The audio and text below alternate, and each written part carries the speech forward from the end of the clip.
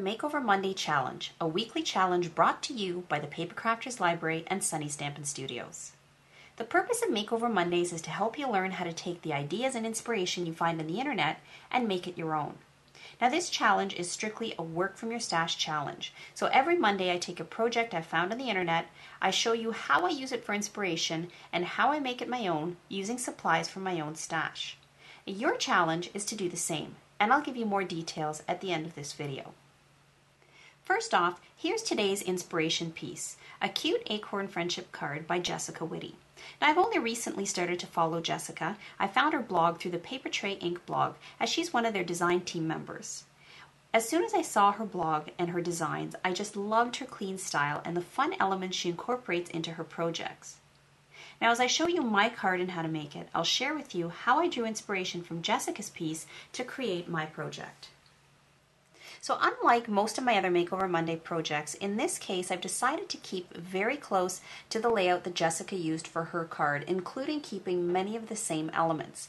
The only differences are that I'm adding in an extra layer, this cherry cobbler one, and I'm changing up the theme. So whereas Jessica's is kind of a fall themed card, mine is going to be a Valentine's card. So like Jessica's card, I'm starting with a craft card. Now this card is 4 1/4 by 5 1/2 inches. It was created out of a piece of cardstock that's 4 1/4 by 11, scored at 5 1/2 inches, and folded in half using my bone folder. I've then cut a piece of cherry cobbler cardstock from Stampin' Up, and this piece is 3 3/4 by 5 1/4. I then took a piece of Blushing Bride cardstock and cut it to 3 5/8 by 5 3/16. So just leaving a very narrow border.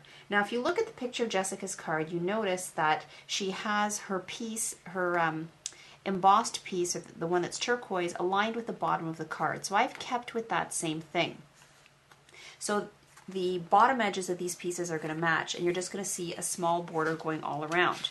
Now with Jessica's, she embossed it, her piece, with a wood grain type pattern. With mine, I have a heart pattern, and to emboss it, I used this heart pressed letterpress template, I guess you could call it, from Stampin' Up, created by Sizzix, and I used it to create a debossed image on my piece of Blushing Bride cardstock.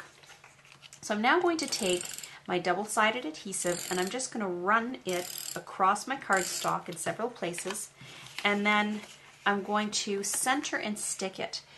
Well, actually not center it. I want only an even border on the top, left, and right edges. And rather than aligning the edges,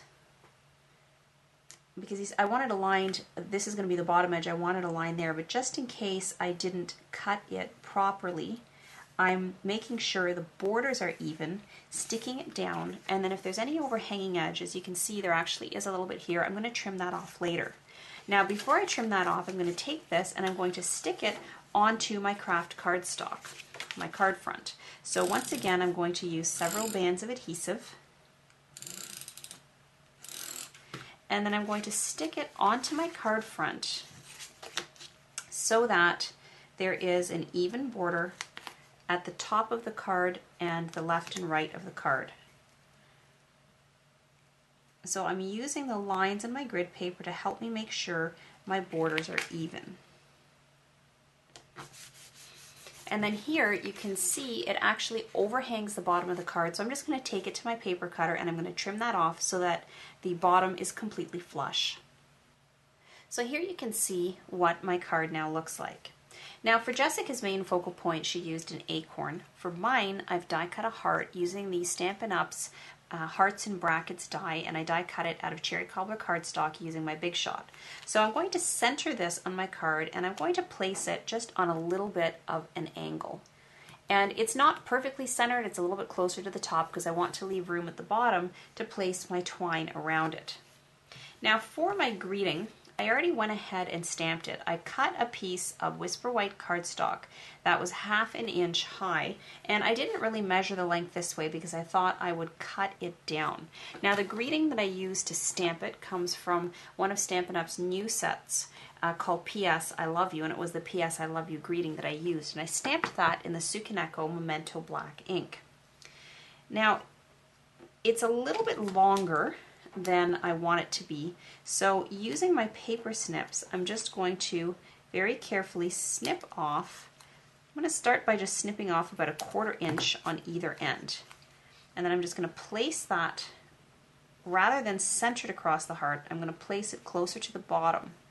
And then I'm going to use some buttons. Now I have one button that came from my paper tray, and I think I'll put that one up here.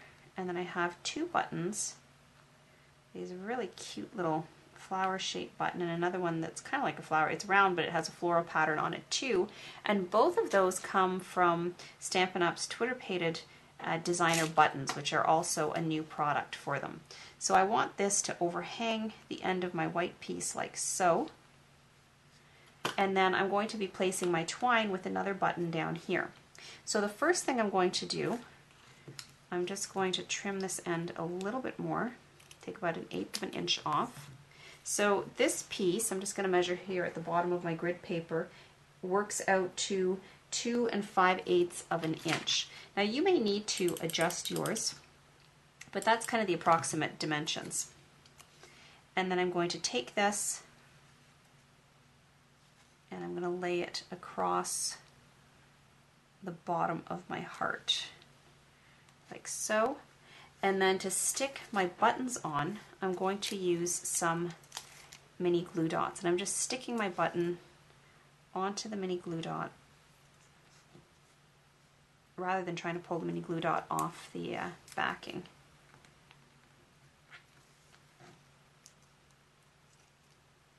I love these buttons, they are so cute.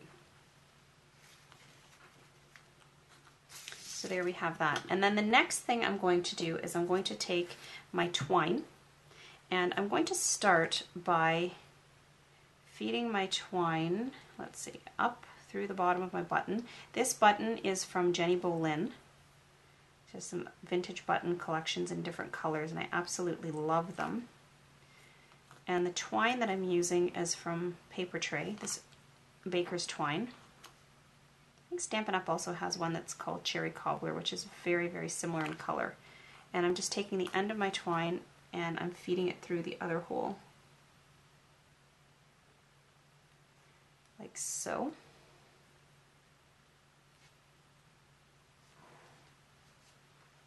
And then I'm going to just open up the front cover of my card. I'm going to hold my button with my twine in place, and then I'm going to unravel some twine from my spool, and I'm going to wrap it around my card 3 times. And then I want to adjust my button so it's underneath the twine, and then I'm just going to cut the end like so, spread out the twine, and then I'm going to take a mini glue dot. This time I'm just going to pick it off with my nail. I'm going to place it underneath my button, and I'm going to stick this down in place to my card. And then I'm just going to tie my twine.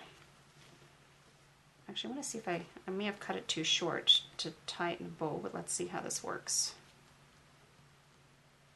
So I did have enough to tie it in a bow, and there you can see what that looks like. So our project is now finished, and now it's your turn. So here's how the challenge works. Create your own project using Jessica's for inspiration. Now, while I chose to create a card, you can use her inspiration piece to create any kind of a project you'd like.